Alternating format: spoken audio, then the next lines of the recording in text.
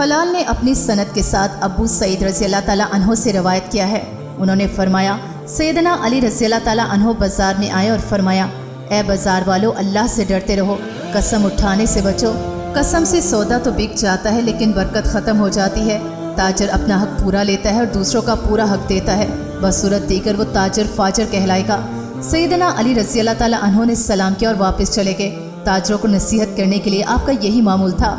ابو الصحبہ سے روایت ہے، وہ کہتے ہیں میں نے امیر المومنین سیدنا علی رضی اللہ تعالیٰ عنہ کو شت القلاع کے بازار میں دیکھا۔ وہ لوگوں سے گھاس کے بھاؤ پوچھ رہے تھے۔ ان کی یہ براہ راست نگرانی بہت سے امور کی ضامن تھی۔ دور حاضر میں ہم مسلمانوں کا برکت پر اعتماد بہت کم ہو چکا ہے، حالانکہ قرون اولیٰ میں اصل مقصود ہی برکت ہوتی تھی۔ اسی وجہ سے ان کے پاس کچھ نہ ہونے پر بھی وہ اللہ کریم کا شکر کرتے نظر آتے تھے، اور ہمارے پاس ایک سال بلکہ کئی سالوں کا جمع ہونے کے باوجود نہ پیٹ بھرتا ہے نہ ہی دل، اور اسی وجہ سے ہم ناشکرے بھی بن چکے ہیں۔